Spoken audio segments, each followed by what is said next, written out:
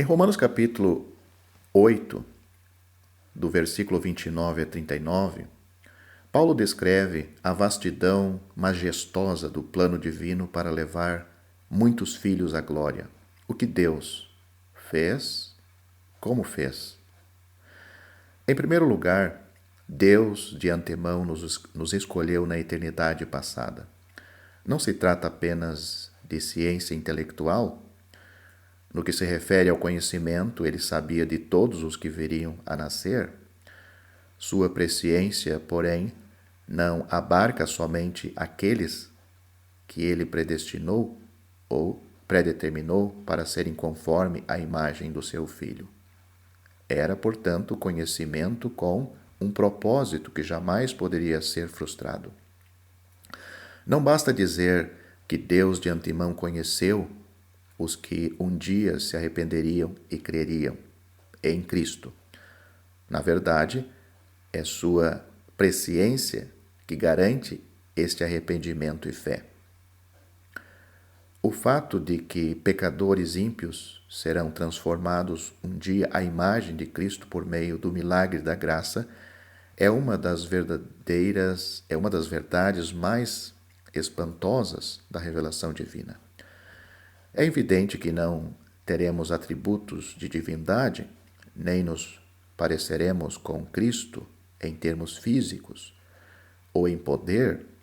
No entanto, seremos moralmente semelhantes a Ele, livres de todo o pecado, e receberemos um corpo glorificado como o dele. Ou seja, os nossos corpos transformados serão glorificados, como o dele o foi. Nesse dia de glória, ele será o primogênito entre muitos irmãos. Neste caso, primogênito significa o primeiro em posição ou honra. Ele não seria alguém entre semelhantes, mas aquele que ocupa o lugar supremo de honra entre seus irmãos e irmãs. A todos os que Deus predestinou na eternidade passada, a esses também ele chamou no tempo. Isso significa que tais indivíduos não apenas ouvem o Evangelho, mas atendem ao seu chamado. Trata-se, portanto, de uma vocação eficaz, ou um chamamento eficaz. Todos são chamados. Essa é a vocação geral, ou este é o chamado geral. E ainda assim válida de Deus, ainda hoje. Apenas alguns atendem. Essa é a vocação ou chamado eficaz que produz conversão de Deus. Os que atendem também são justificados, ou seja, recebem uma condição absolutamente justa diante de Deus. São revestidos da justiça de Deus mediante os méritos de Cristo, por isso podem estar na presença do Senhor. Os que são justificados são também glorificados. Na verdade, essa glorificação ainda não ocorreu, mas é tão certa que Deus pode descrevê-la no passado como se já tivéssemos sido glorificados.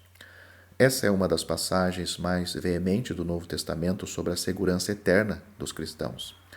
Absolutamente cada um dos indivíduos predeterminados ou predestinados por Deus será chamado, justificado e glorificado. Nenhum deles ficará de fora. Ao considerarmos esses elos que encontramos nesses versículos, aqui em Romanos capítulo 8, elos inquebráveis na cadeia magnífica da redenção, chegamos a uma conclusão inevitável. Se Deus é por nós, no sentido de que Ele nos separou para si, então ninguém pode ser bem-sucedido contra nós. Aquele que não poupou o seu próprio Filho, antes por todos nós o entregou, que palavras maravilhosas! Não devemos jamais permitir que o fato de serem tão conhecidas, essas palavras diminuam seu esplendor, o poder de inspiração e inspirar adoração. Quando a humanidade perdida precisou ser salva por um substituto sem pecado, o Deus do universo não reteve o tesouro mais precioso do seu coração, que tinha com ele. Antes, entregou-o a uma morte vergonhosa em nosso lugar. A lógica que flui dessa declaração é irresistível. Se Deus já nos deu a maior de todas as dádivas, acaso reterá alguma dádiva de menor valor? Se Ele já pagou o mais alto preço, quando colocou seu Filho para pagar este preço, dando Ele, acaso hesitará em pagar algum preço menor? Se Ele não mediu esforço para obter nossa salvação, acaso nos abandonará depois de salvos? Porventura, não nos dará com Ele todas as coisas? Nas palavras do escritor Mackintosh, a incredulidade pergunta: porventura Ele dará? A fé pergunta: porventura Ele não dará? O contexto ainda aqui que temos nesses versículos em Romanos capítulo 8 é o de um tribunal, mas observamos aqui uma mudança extraordinária. Enquanto o pecador justificado está no banco do réu, pede-se que os acusadores se apresentem, mas ninguém se manifesta. E não poderia ser diferente, pois se Deus já justificou seus eleitos, quem tentará acusação contra eles? O texto fica mais claro ao colocarmos as palavras ninguém e pois antes de cada resposta. Quem intentará acusação contra os eleitos de Deus? Ninguém, pois é Deus quem os justifica.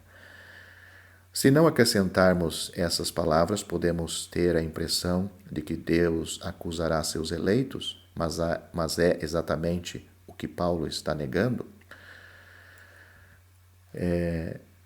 No versículo 34, esse versículo de Romanos capítulo 8, começa com outro desafio. Há alguém que possa condenar os eleitos? Temos aí, de novo, a palavra ninguém, pois Cristo Jesus morreu pelo réu, foi ressuscitado dentre os mortos e agora está à direita de Deus, intercedendo por ele.